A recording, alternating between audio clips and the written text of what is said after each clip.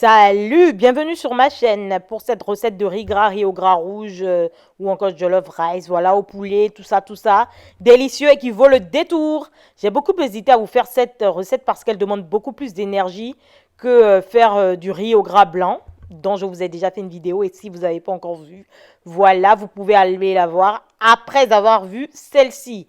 Et en plus, filmer tout ça, ce n'est pas une tâche aisée, j'espère donc que vous apprécierez.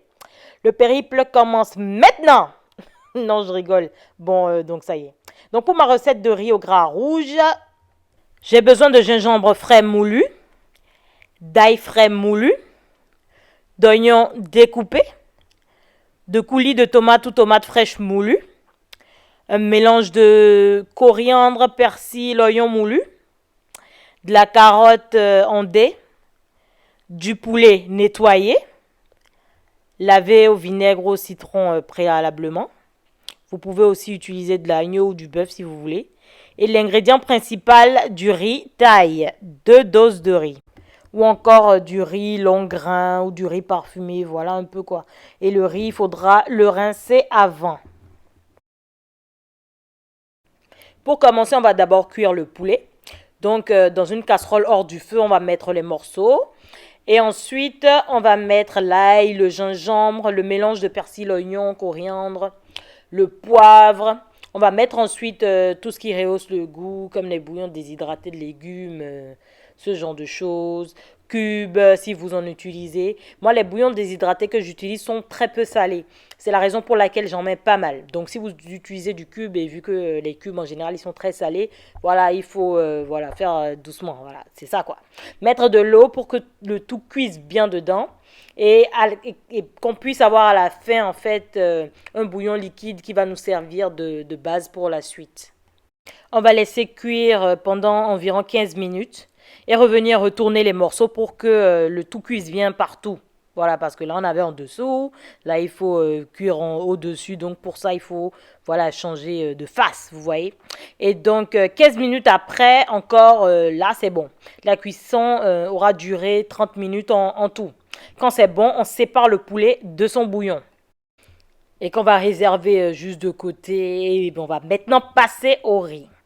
Donc on va mettre maintenant une casserole à chauffer et on va y mettre le riz qu'on a nettoyé, qu'on a rincé plusieurs fois avant et on va frire le riz tout en mélangeant.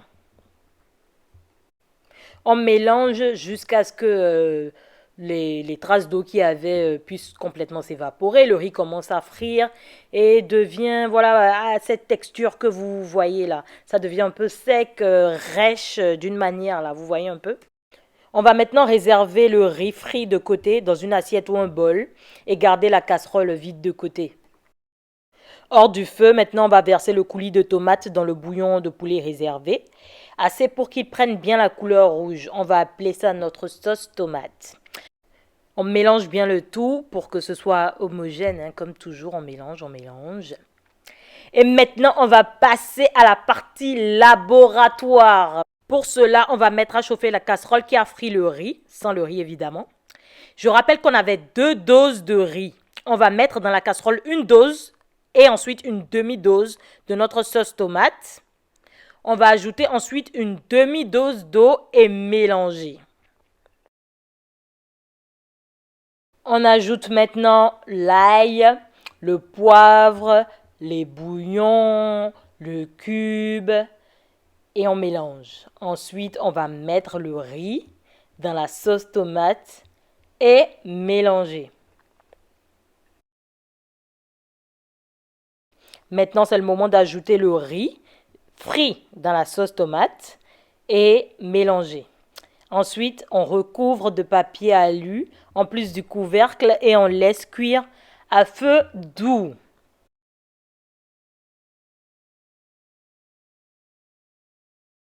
Dix minutes après, on vient mélanger. On ajoute une demi-dose d'eau encore et on mélange. On ajoute un peu de sauce tomate pour ne perdre ni le goût ni la couleur de la sauce tomate et on mélange encore.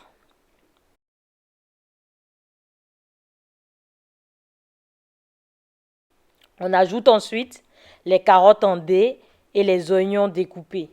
Moi, je préfère personnellement mettre ça après.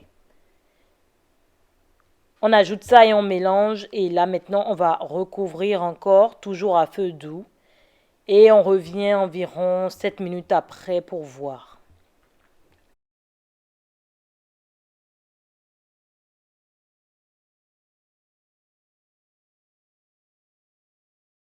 Maintenant, on peut commencer à tester la cuisson du riz. Pour cela, on goûte un bout. Si ce n'est pas encore ça, on ajuste le goût si c'est nécessaire, hein, et on ajuste avec une demi-dose d'eau. Vous l'aurez remarqué, je fais attention aux quantités d'eau que j'ajoute. On est parti sur une base, mais vu qu'à chaque fois qu'on vient vérifier, ce n'est pas encore ça, on ajuste juste avec un peu d'eau. On réajuste le goût si besoin, sauce tomate si besoin et on n'hésite pas à mélanger doucement. N'exagérez pas l'eau. Quand on veut être sûr d'avoir un bon riz, on reste léger sur l'eau jusqu'à obtenir le résultat voulu. C'est ce qu'il faut pour contrôler le résultat. Il vaut mieux ça que de mettre de grandes quantités d'eau et tout rater. Ça prend du temps, donc il faut être patient. Vous laissez cuire à feu doux, vous revenez toutes les 10-15 minutes, vérifiez le goût et la cuisson. Si ça a besoin d'un ajustement de goût, vous réajustez avec vos épices, votre cube ou vos bouillons, ce que vous avez. Si c'est de l'eau qui manque, vous ajoutez légèrement de l'eau et vous goûtez les grains. Vous voyez ici, je suis encore revenue. C'est pas encore bon. J'ai ajouté encore un peu de bouillon, un peu de sauce tomate. Je remélange et je veux encore attendre quelques minutes en laissant cuire à feu doux. Là, je reviens et je goûte et là, c'est bon, c'est prêt. Vous voyez, les grains de riz sont bien détachés. J'ai goûté entre-temps. Le goût était bien. Les grains de riz cuits comme il faut.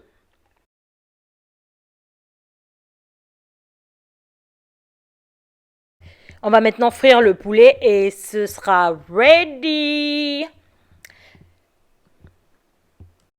Joli. Regardez, n'est-ce pas réussi? Des grains de riz rouge bien détachés, cuits comme il faut. Je peux vous assurer que le goût aussi y est. La cuisson du riz aura duré environ 50 minutes. Donc voilà pour aujourd'hui. Je vous dis à bientôt.